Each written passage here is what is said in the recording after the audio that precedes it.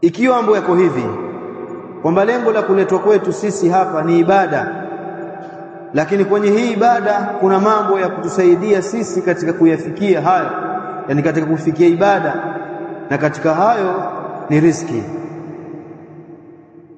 Na yote haya mawili, jambo la ibada na jambo la kupata riziki ambayo ni msaada wa kufikisha kwenye ibada, yote haya mawili yanahitaji kuwa na utulivu. Mtu apate utulivu, apate amani, ndio ataweza kutafuta riziki kwa ukunjufu, ndio ataweza kumwabudia Allah subhanahu wa ta'ala kwa utulivu. Lakini ikikosekana amani katika jamii, huyu Muislamu hawezi kufanya ibada kwa utulivu, huyu Muislamu hawezi kutafuta riziki kwa utulivu.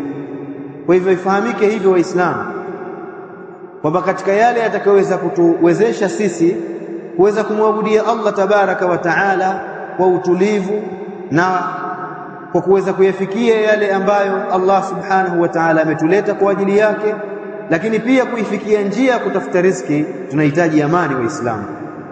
Lakini kadhalika wale wanakwenda kutafuta riziki sehemu mbalimbali, ikosekana amani katika jamii, basi hawawezi pia kutafuta riziki. Hizo riziki zao wa kuajiri, wa kuajiriwa au wa kujituma mwenyewe, yote hayo hayawezi kupatikana ikiwa katika jamii hiyo hakuna amani.